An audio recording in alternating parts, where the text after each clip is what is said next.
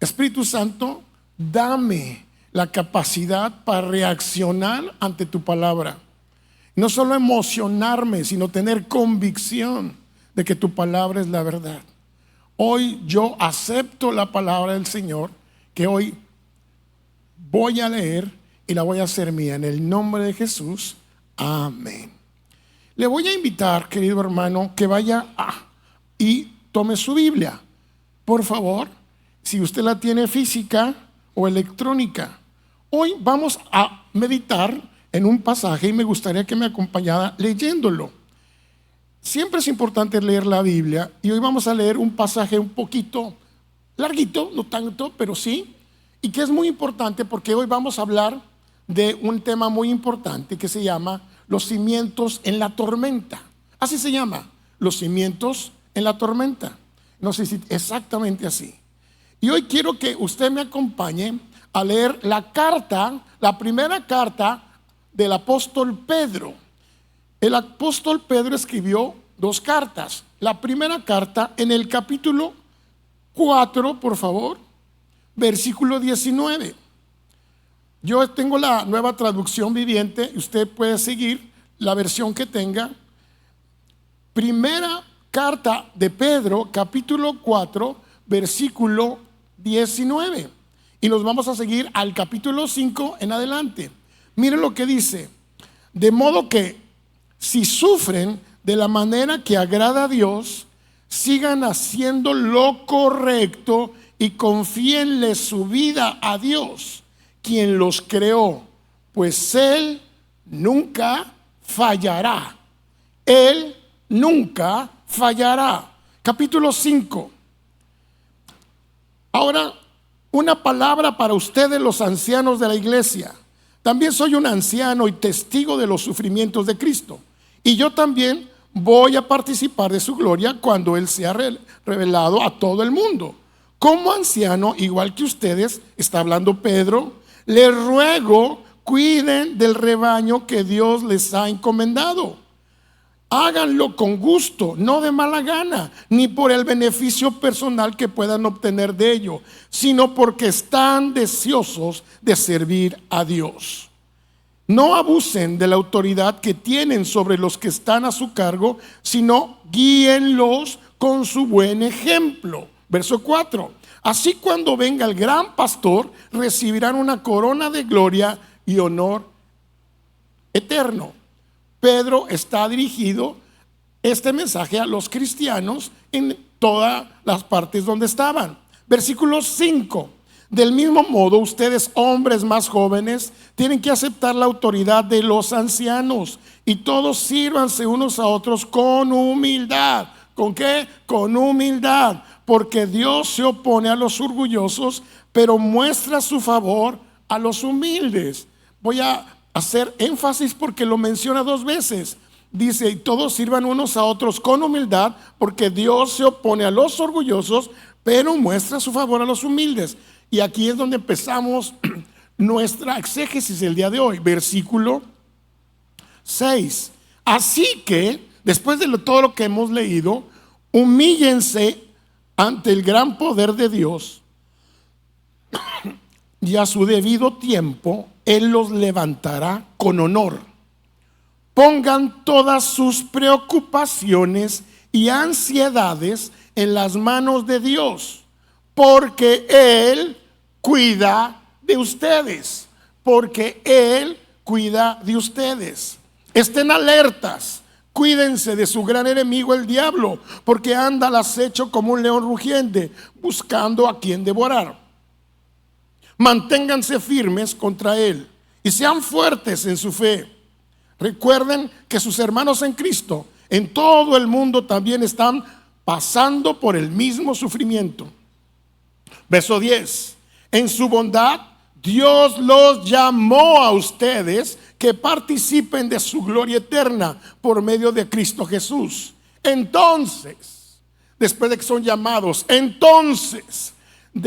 después de que hayan sufrido un poco de tiempo, Él los restaurará, los sostendrá, los fortalecerá y los afirmará sobre un fundamento sólido. A Él sea todo el poder para siempre. Amén.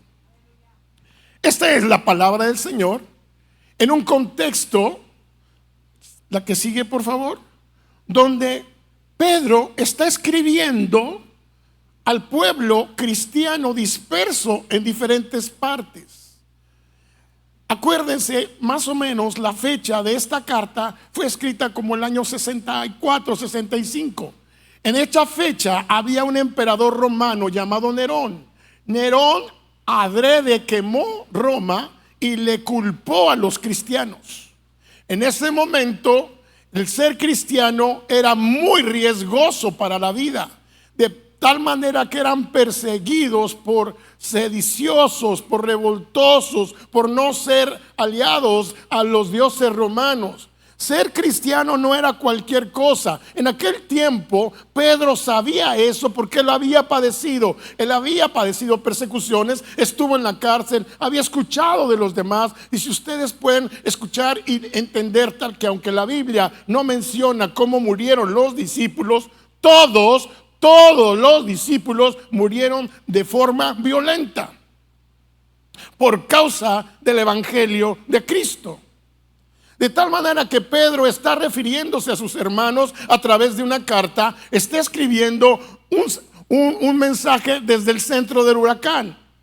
Se dirige a las comunidades de Asia Menor que enfrentan el rechazo social, el sufrimiento de los demás. De alguna manera se quemaban las casas de los cristianos, eran perseguidos, como familia eras desechado de la familia si tú eras cristiano. Ser cristiano era peligroso y no era tan fácil ser cristiano. Inclusive para poder reunirse, gloria a Dios por la bendición que tenemos de tener un auditorio, pero antiguamente tuvieron que utilizar un lugar donde estaban los muertos que se llamaban catacumbas. Las catacumbas eran un panteón, un lugar donde enterraban a la gente abajo de la ciudad. Y el pueblo cristiano se tenía que reunir en las catacumbas para poder orar y para poder cantar y para poder alabar al Señor. Ellos no eran bien vistos en las sinagogas, ellos no eran bien vistos en el templo, ellos no eran bien vistos con las fiestas judías. Ellos eran señalados por creer en Cristo, porque no era fácil ser cristiano.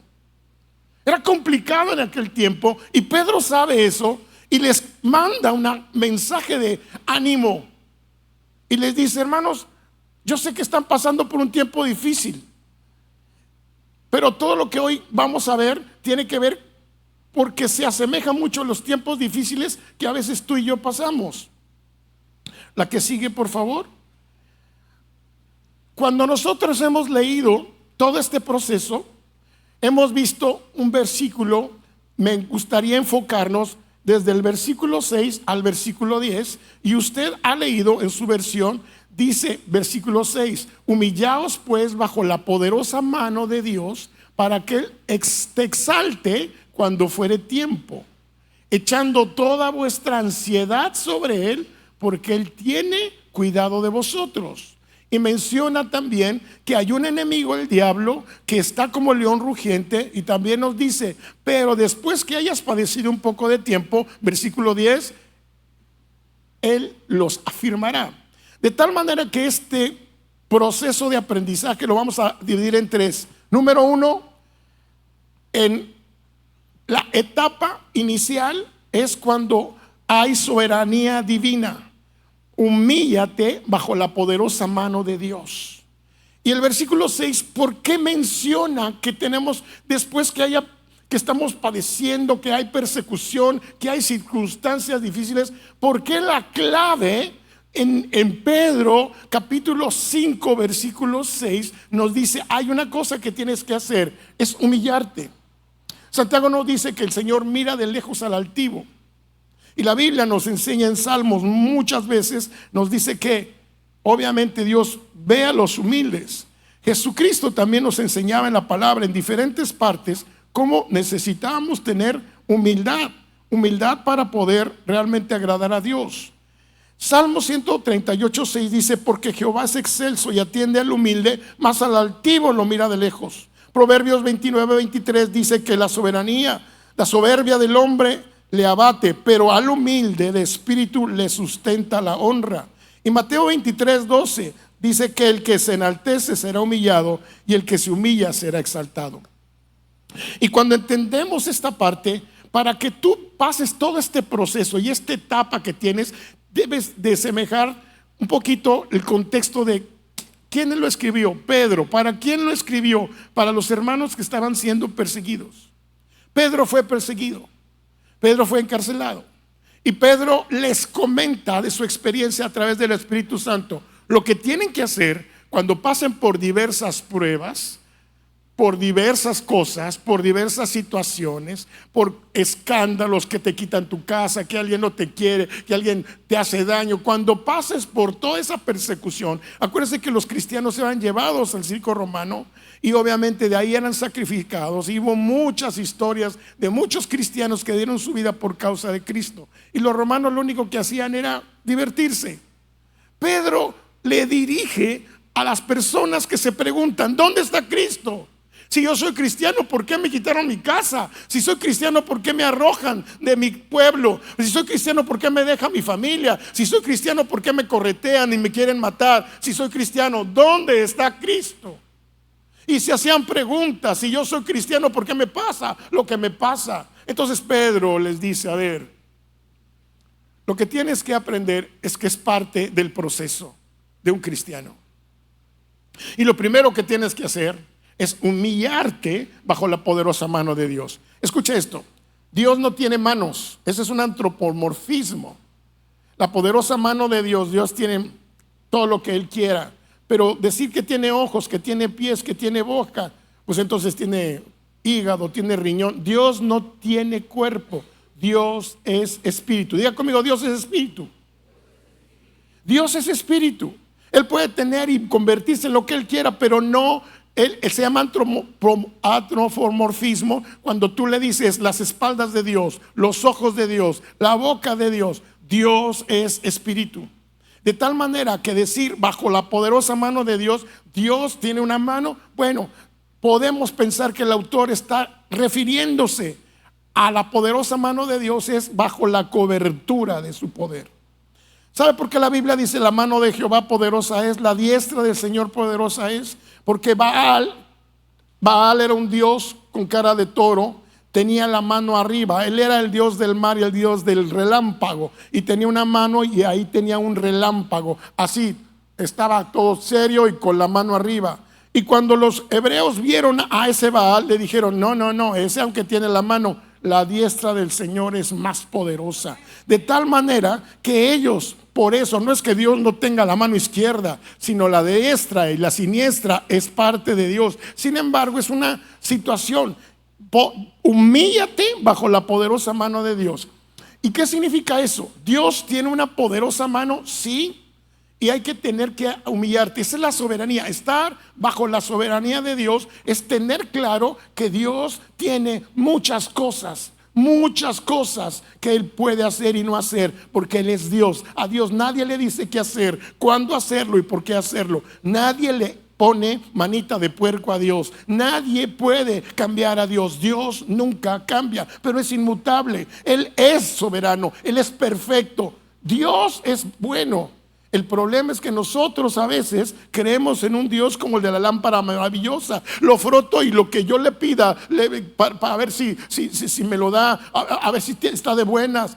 Nosotros tenemos que conocer a Dios, que Él es perfecto en todos sus caminos. Y cuando está sucediendo algo, a veces nos quejamos: ¿dónde está Dios? ¿Por qué me pasa esto? Bueno, Pedro sabía eso y les dice: lo primero que tienes que entender es que Dios es soberano. ¿Qué significa? Tú no puedes decirle y dictarle qué hace Dios. Dios sabe bien lo que hace, porque Él es sabio y es perfecto en todos sus caminos. Dios es soberano. ¿Y sabes qué tienes que hacerte? Humíllate. Y humíllate es, no te creas por tus características. No levantes tu cabeza como si tú fueras la Coca-Cola del desierto. Humillarte no significa: oh, estoy humilde. Significa estar bajo cobertura de Dios. Ponte bajo la cobertura de Dios. Humíllate bajo la poderosa mano del Señor, porque Él es el que tiene el poder, no tú, no tus fuerzas, no tu dinero, no tu posición. Él es el que tiene el poder. Y lo primero que tienes que hacer es no correr al gobierno, no correr a un familiar, no correr a las cosas.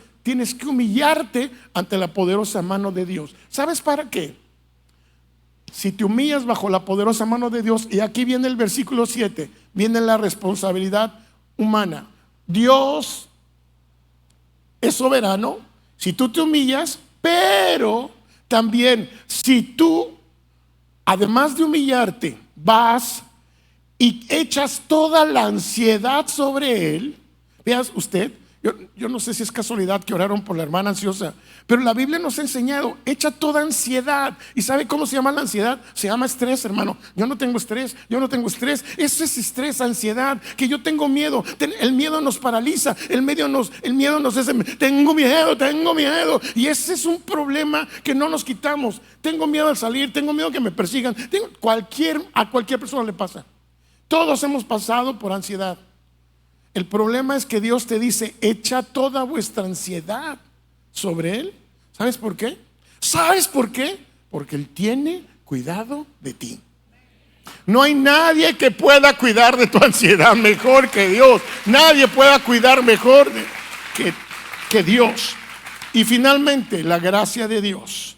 Dios dará toda gracia y perfección. En esto nos vamos a basar. La que sigue, por favor.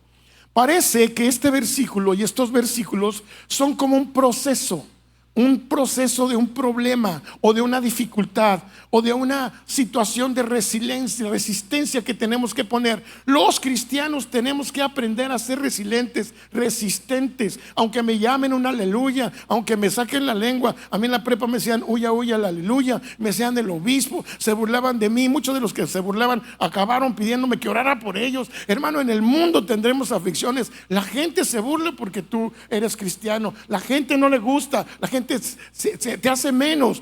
¿Sabe? Yo fui un día a un trabajo y le hablé de Cristo al dueño. Le dije, esta es la oportunidad y que le hablo de Cristo. Y no me dio el trabajo. Y le digo, ¿por qué no me dio el trabajo el dueño? Porque dice que tú en vez de trabajar vas a venir a evangelizar a toda la gente y no quiere que la gente sepa de Cristo. Yo no sé, hermano, pero yo y usted no podemos callar quien nos hizo libres. No podemos ocultar a quien amamos. Y nosotros amamos a Dios. Antiguamente había una señal, usted ve la del pescadito, ¿verdad? Un señal de pescadito. Pescadito es una manera de que Jesús le dijo a Pedro, yo te haré pescador de hombres. Y una manera para saber que usted era cristiano, pero en la secreta, era que usted ponía una C. Y quien sabía y que era cristiano, después de la C le ponía una X adelante, de tal manera que se formaba un pescadito. Y esa era el símbolo de un cristiano. Y le decían, primero antes de decirle cristianos, les decían los del camino. Acuérdese. De tal manera que la primera forma en que le llamaron cristianos fue en Antioquía a los cristianos. Cristianos era una manera de burlarse de ellos. Cristiano significa un Cristo pequeño, el que cree en un Cristo. Es un cristito, eso significa en el vocablo. Pero a ellos no les importó que les llamaran como fuera. Ellos sabían en quién habían depositado su confianza. Y no les importó dar su vida por Cristo. No importa cómo te llamen, no importa que te critiquen, no importa lo que pase. Un cristiano debe aprender a resistir.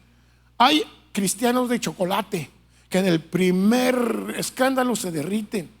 Pero hay cristianos que tienen su fortaleza en Cristo y vienen vientos y mareas y siguen firmes. ¿Sabe? La anatomía de la resistencia habla que en el mundo vamos a tener crisis, el sufrimiento, el contexto inevitable del creyente en un mundo hostil. Hermano, estamos en el mundo, vivimos en el mundo, estamos con gente que no ama a Dios siempre. Claro que vamos a pasar por situaciones difíciles, hay una crisis, vamos a sufrir. Nadie dijo que todas chiras pelas bien bonito, huya y todo bien. No, hermano, es nosotros como cristianos también necesitamos aprender a sufrir. Pero hablo de un verdadero sufrir por Cristo. No sufrí porque el hermano no me saludó. No, sufrí porque realmente la gente no le quiere, no quiere escuchar el evangelio bien. No quiere a personas que hacen bien. Eso si tomas, si fumas, si te vas al antro, si haces cosas malas, tienes amigos, pero te vuelves cristiano y se acaban tus amigos. La pregunta es ¿por qué? Y se da cuenta que siendo real, en la iglesia todos estamos bien porque venimos a la verdad, pero la verdadera batalla es afuera. Y afuera a veces nos discriminan.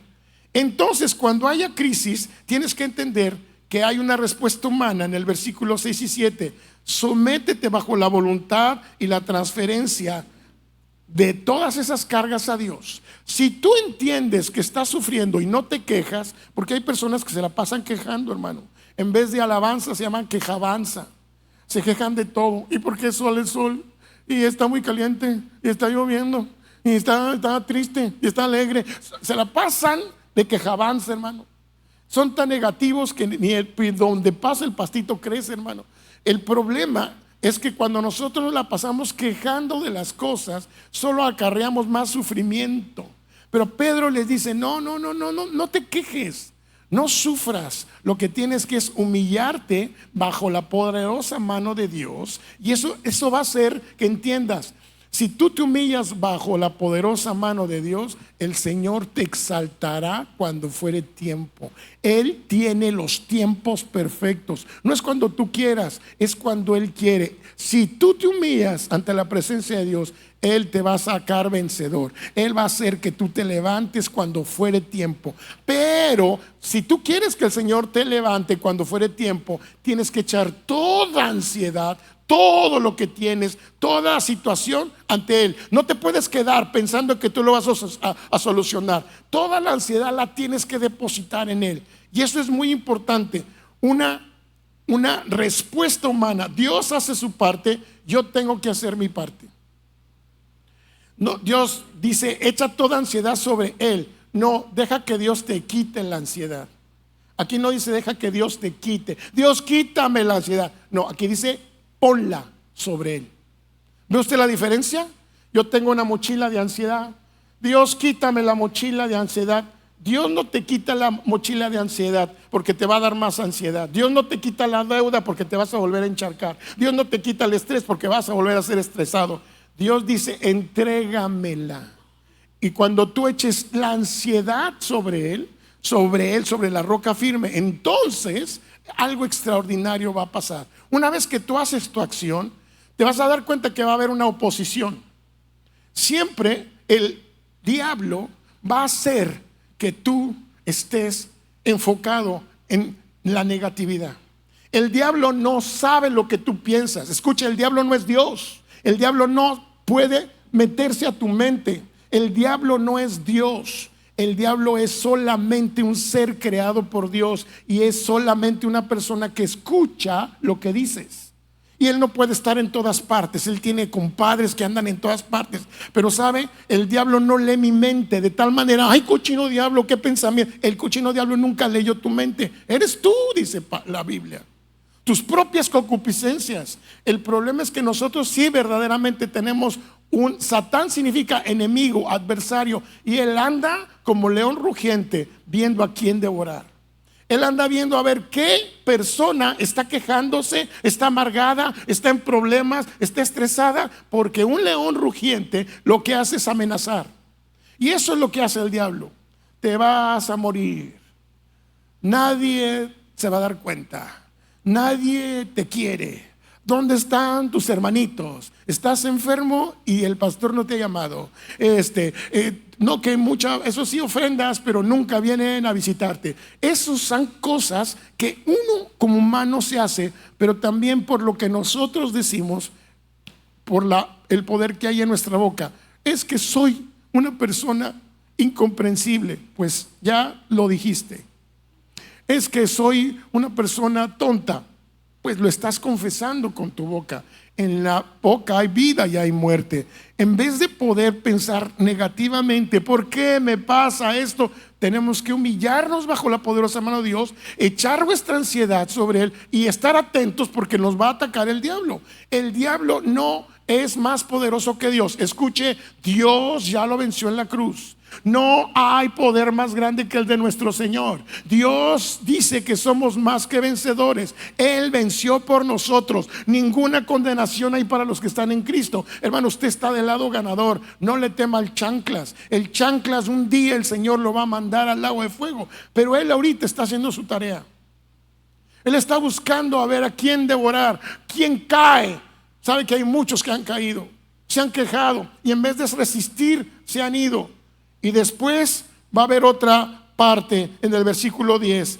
Hay una oposición activa, la intervención restauradora de Dios, buscando aprovechar la vulnerabilidad de alguna manera de que tú tienes porque estás pues obviamente perseguido o estás afligido. Él busca esas cosas. Pero también el versículo 10 dice: después de que hayas padecido un poco de tiempo. ¿Qué significa padecido un poco de tiempo? Es que Dios sabe cuándo va a librarte de eso.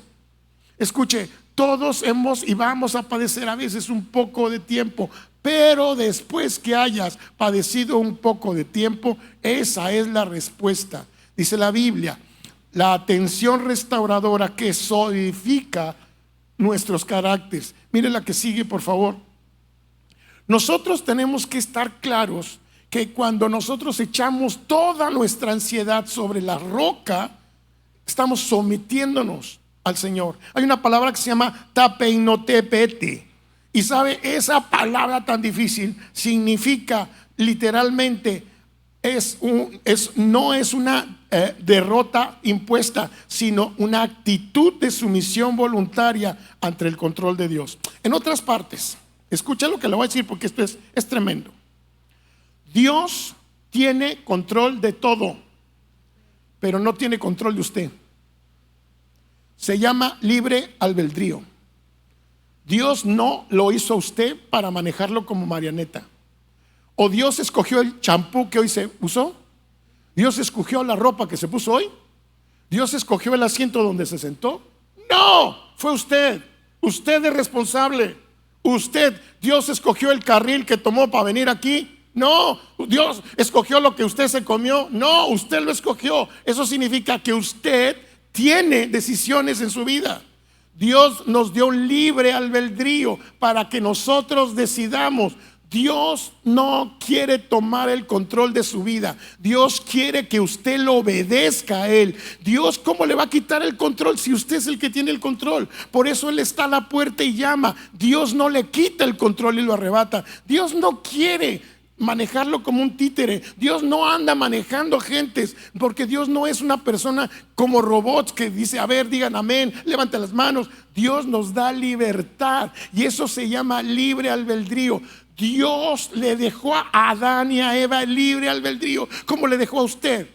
Usted decide lo que hace con su vida. Si usted quiere adorar a Dios o no lo quiere adorar, usted es libre. Si usted quiere creer o no creer, usted es libre. Dios hace salir el sol para buenos y malos. Dios les da la libertad de hacer lo que quieran. Por eso el hombre a veces, teniendo la libertad, se vuelve libertinaje. Y hermano, precisamente, si Dios quiere que yo haga lo que me toca, porque yo le puedo decir a Dios: Dios, haz que yo ame más a este hermano, o haz que perdone a mi suegra. No le puedes decir a Dios eso. Eso te toca a ti. Tú tienes que perdonar a tu suegra y tienes que amar a tu hermano. Dios no va a hacer lo que tú vas a hacer. Dios no va a hacer lo que te toca a ti. Tú no tienes que hacer lo que le toca a Dios. ¿Y qué me toca a mí, hermano? Cuando paso en pruebas, escucha, Dios sabe el tiempo, sabe la prueba, sabe el momento, sabe por lo que pasamos. Dios no es ajeno, Él no se duerme, no cabecea. Cuando tú estás padeciendo algo, cuando estás en problemas, cuando estás en una prueba, Dios conoce. Salmo 40 dice: aunque afligido y necesitado, Jehová pensará en mí. Jehová pensará en mí. ¿Sabes que cuando estás pasando por un problema, Dios está más cerca de ti? Y a veces nos vamos: no, es que el Señor me abandonó, ya no me ama. No, el Señor está ahí en medio de los problemas. Dios va a estar contigo. Pero una de las cosas que tenemos que hacer es tomar una iniciativa y una actitud voluntaria. Lo primero que tengo que hacer es someterme bajo la poderosa mano de Dios. Pensar que Él sea el primero en todo, no que Él me someta. yo someterme. Y someterme es, Señor, tú, ahora yo quiero obedecerte a ti. Dios no quiere sacrificios, quiere obediencia.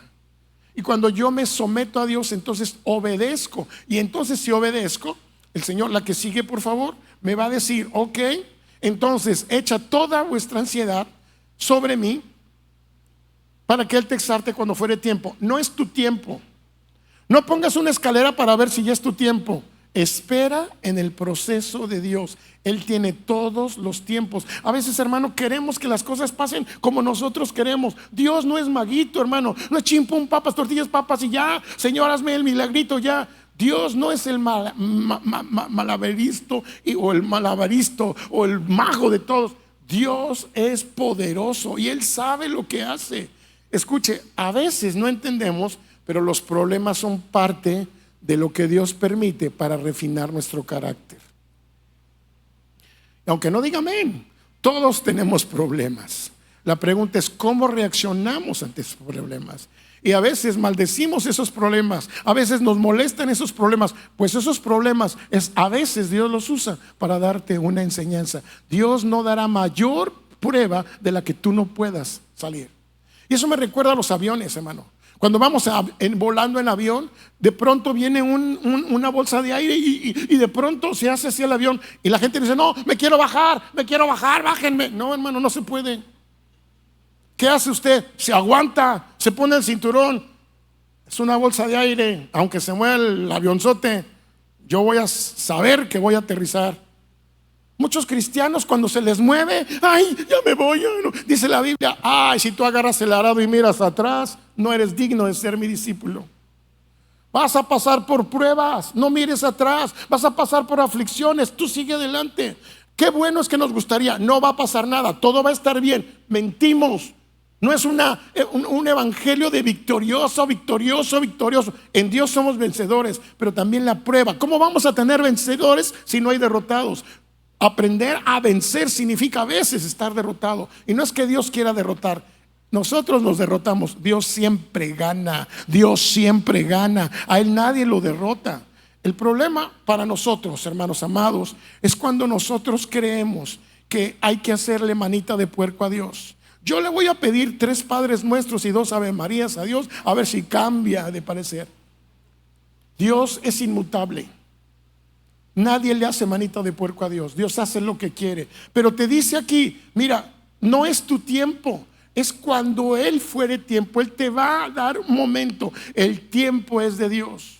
El tiempo es de Dios. A veces pasan en nuestras cosas, en nuestras vidas, cosas que no tenemos ni idea, hermanos, por qué pasan.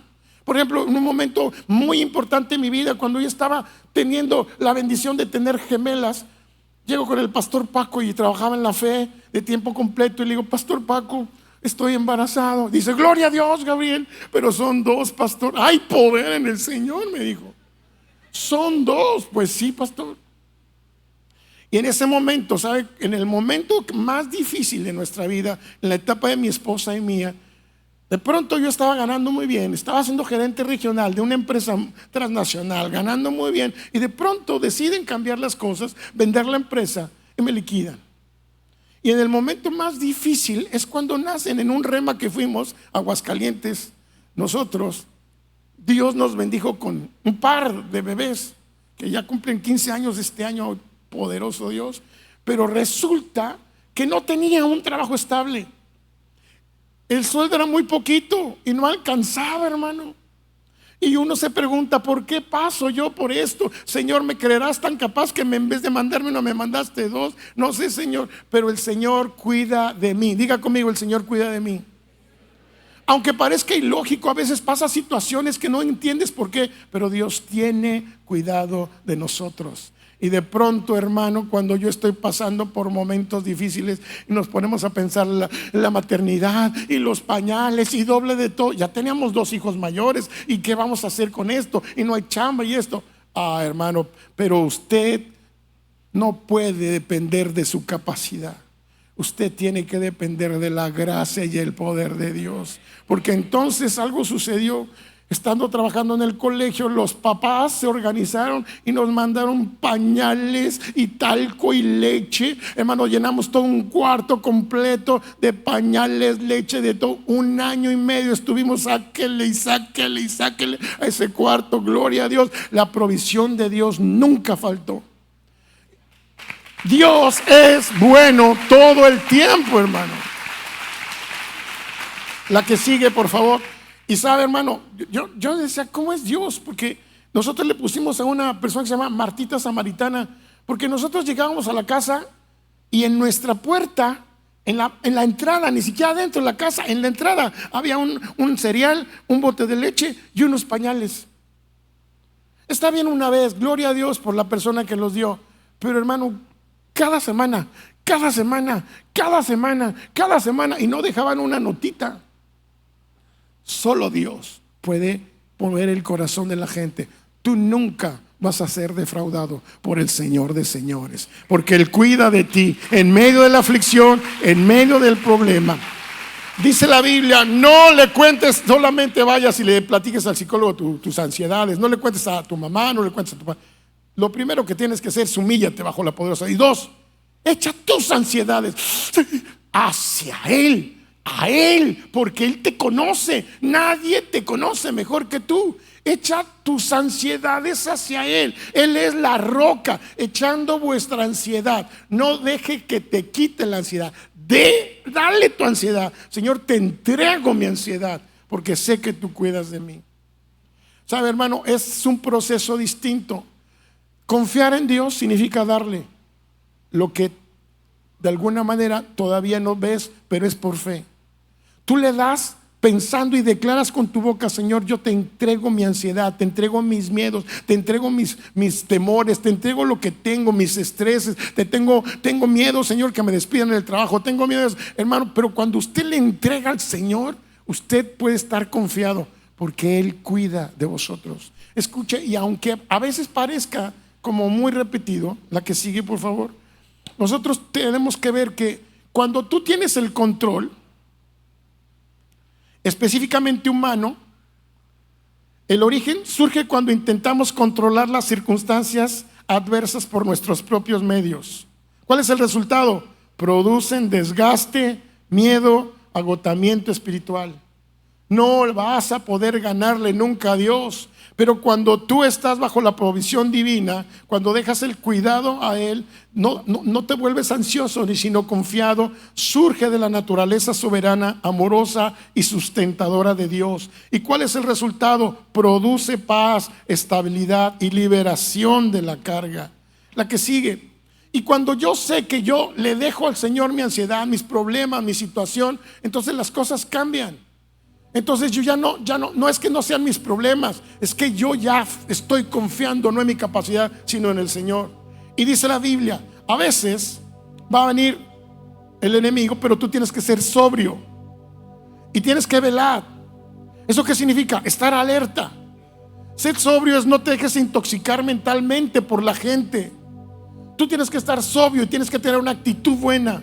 La que sigue, por favor. ¿Por qué? Porque hay un adversario que te va a acusar. Hay un adversario que está como un león intentando que tú fracases. Pero mire, hermano, al final, la que sigue, la intervención final. Tenemos un enemigo, sí, no podemos taparlo. Ay, que se vaya el diablo y que venga Jesús. No, hermano. Escuche lo que le digo. Dios hizo el infierno por amor. Dios no hace nada por odio. Dios hizo el infierno por amor. Dios no manda a la gente al infierno. La gente se va al infierno. Pero ¿sabe una cosa? También el propósito de Dios es permitir que el diablo haga cosas en el mundo. ¿Sabe? Cuando Pedro le dijo, Jesús le dijo: Pedro, Satanás ha pedido tu alma para zarandearla. Y le dijo: y todo lo puedes en mí, que te fortalezco y no voy a dejar que lo haga. No. Satanás ha pedido tu alma para zarandearla. Pero ¿sabes qué? Yo le he pedido a Dios para que tu fe no caiga. Hermano, vamos a ser a veces amayugados. A veces el chanclas nos va a querer tirar. Es más, el chanclas tiene una foto tuya en el infierno donde dice: se busca para traerlo para acá. No podemos ignorar, es la Biblia, no ignoremos las maquinaciones del diablo. El diablo está pensando cómo te hace a ti fallar. Por eso tienes que estar velando y ser sobrios, echando toda vuestra ansiedad por él. Porque miren, no hay mejor doctor, no hay mejor médico, no hay mejor remedio que llevarle nuestras ansiedades al Señor, porque él cuida de mí. Dice la Biblia, Salmo 40: yo pacientemente esperé en el Señor, y él me levantó, me sacó del lodo, del pozo de la desesperación, y puso mis pies sobre una roca. Y entonces yo, después que estuve en la roca, de haber estado en el pozo de la desesperación, yo alabaré y glorificaré al Señor. ¿Sabe por qué? Porque no es en nuestras fuerzas, no es por espada, no es por ejército, es por el poder del Santo Espíritu de Dios. Y cuando entendemos cómo termina esto, ¿qué es lo que más me gusta? No todo el proceso. Vamos a padecer, hermano, me da pena, pero sí vamos a padecer. Es parte del proceso. Y un día, a veces, usted le va a agradecer: gracias, Señor, porque a través de esa prueba yo fui creciendo, me pusiste carácter, hiciste que yo tuviera más cosas. Me gustaría acabar con un ejemplo. Ven, hijo, ven, hermano, por favor. Súbase, por favor. Estoy terminando. Miren lo que dice la Biblia.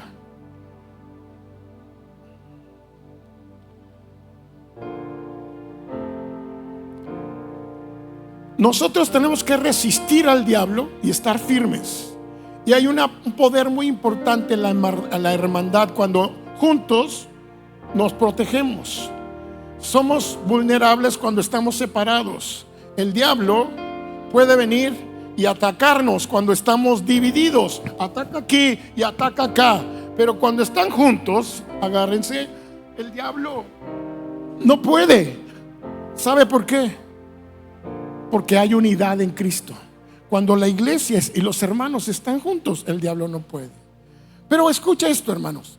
Lo que voy es que es muy importante. Estar firmes también es muy importante. A veces va a venir gente y te va a querer tirar el ánimo, te va a querer tirar la esperanza, pero tú tienes que estar firme.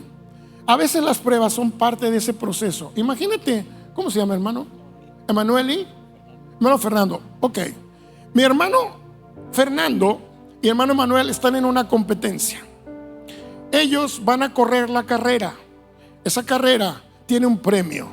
Vamos a ver quién de los dos llega victorioso y vencedor.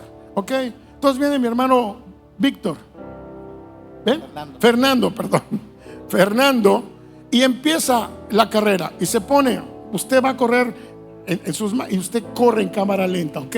Y el hermano entonces Fernando corre, sale, llega corriendo, va echando un esfuerzo, se preparó para esto, viene corriendo, viene esforzándose, llega y todo bien, vamos, y casi se da el último estirón y llega, y bravo, llegó, sí, bravo, llegó, gloria, y levanta la mano y dice: yo llegué.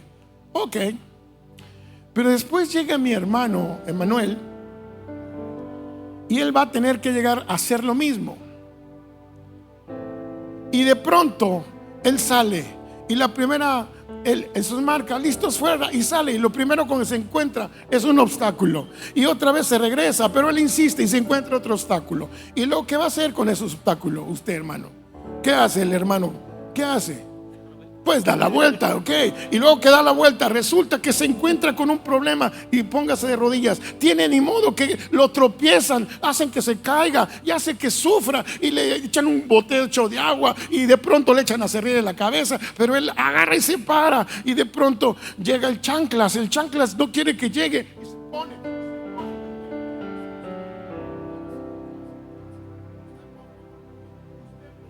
¿Sabe qué? Viene el Señor y dice: no te preocupes, no es en tus fuerzas, es en la mía. Entonces él llega y de pronto vence el obstáculo y llega vencedor. Gloria a Dios. Los dos corrieron la carrera. Los dos llegaron a la meta. Le pregunto, ¿a quién le costó más? A Emanuel, ¿verdad? ¿Quién la tuvo fácil? El hermano Fernando. Si usted estuviera aquí y tendría que correr la carrera, ¿a quién le pediría consejo? Al hermano Fernando, que no le pasó nada, que no hizo nada más que correr y todo, gracias a Dios, yo me gozo lunes, yo me gozo martes, yo me gozo miércoles? ¿O le pediría consejos al hermano Emanuel, que aunque tuvo varias caídas, varios tropiezos, el Señor le permitió llegar al final? Ahora yo le digo algo: ¿quién creen que de los dos forjó más carácter? El hermano Emanuel. ¿Por qué? ¿Porque tuvo todo fácil? No. Si las cosas fueran fáciles, cualquiera las haría. Él tuvo una adversidad. 7 veces caerá el justo, pero 8 se levantará, porque todo lo puedo en Cristo que me fortalece. ¿Sabe? Esa es del carácter. Gracias, hermano, muchas gracias. La que sigue allá arriba, gracias. ¿Y cómo termina la intervención final? Mas el Dios de toda gracia, que nos llamó a su gloria eterna en Jesucristo, después de que hayas padecido un poco de tiempo. Digan conmigo, un poco de tiempo. ¿Sabes? Dice la Biblia que Él te escogió. Dios pudo haber escogido a otro, pero te escogió a ti. Dígale, diga eso conmigo: Dios pudo haber escogido a otro, pero me escogió a mí. Tú has sido escogido. ¿Sabes por qué? Porque Dios tiene muchas expectativas de ti. Que aunque tú sepas y que pases por el valle de sombra de muerte, no temas, porque Él está contigo. Tienes que confiar en Él, tienes que creer. El Dios que te hizo y te formó no va a hacer que te pase más de lo que Él no puede permitir. ¿Sabes por qué? Porque Él no dormirá, ni se dormirá el que guarda a Israel, y bajo su sombra estaremos, sus alas como protección. Yo estoy protegido por Dios y mi vida está en sus manos. Y si algo me pasa alguna vez, yo confío en Él. Como me dice una vez una hermanita que le decía gloria a Dios, y el hermano que predicaba cada ratito la gloria a Dios, le dijo: a ver, hermana, deja de decir gloria a Dios. Y no tenía zapatos. Si usted deja de decir gloria a Dios, le doy unos zapatos. Bueno, muchas gracias. Y vuelve a predicar el hermano, pensando que iban a ponerse de acuerdo, y predica, y la hermana se levanta y dice: con zapatos o sin zapatos, gloria a Dios. Hermano, en las pruebas o en las luchas, gloria a Dios. En la oscuridad o en la luz, gloria a Dios. Nosotros tenemos que entender que no andamos por vista, sino por fe. Y me gusta cómo termina: el mismo Dios, la que sigue, que te hace seguir adelante, Él te perfeccione, te afirme, te fortalezca y te establezca. A ver, Emanuel, ven aquí otra vez, porque ya con eso terminamos. Bueno, ahí quédate enfrente. Miren, ya estoy terminando porque ya me pasé unos minutos. Pero quiero que entiendan esta parte. Dios, cuando te dice que vas a tener problemas, tú tuviste problemas, Emanuel, porque caíste varias veces, pero te levantaste. Dios, cuando dice Dios te perfeccione, esa palabra es una palabra griega, no hebrea. Pero ¿sabe qué significa en el original? Dios te complete. Que Él siga completando lo que te hace falta. Que Dios te haga completo, te perfeccione. De lo que te falta, que Dios te perfeccione. Después que hayas padecido un poco de tiempo, después que pases por la prueba, Dios te perfeccione, Dios te afirme y establezca. Esto se llama afirmar. Ponte así, así. Y por más que hace, afirma, firme, eso, que van a venir cosas, trabajos, y Él va a estar firme. Dios te afirme y te establezca. Que ninguna corriente te mueva, que ningún problemita te mueva. Tú estás establecido en la roca que es Cristo Jesús. Esa es la característica que hay que poner cuando vengan luchas, cuando hagan pruebas. A mí no me va a hacer negar a Dios un problemita. No me va a hacer negar a Dios una situación, porque Él cuida de mí. Gracias. Dele un aplauso al Señor, porque es bueno.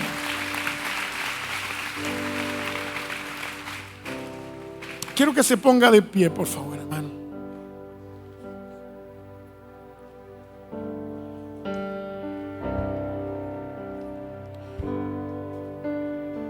Nosotros tenemos que tener paz en medio de la tormenta. Yo no sé si este mensaje era para alguien que ha tenido un problema o que está pasando por un problema. No lo sé. Yo no los conozco, pero también es para aquellos que van a tener tal vez un problema en el futuro. Escucha, Dios nunca te abandona. Siempre va a estar contigo, siempre te va a acompañar. Tienes que entender, paz en medio de la tormenta. Los discípulos pensaban que Jesús estaba dormido, pero se para Jesús y calma la tempestad. Dios está a tu lado. Él no va a dejar que las cosas se compliquen. Él va a estar contigo. Podemos cantar paz en medio de la tormenta.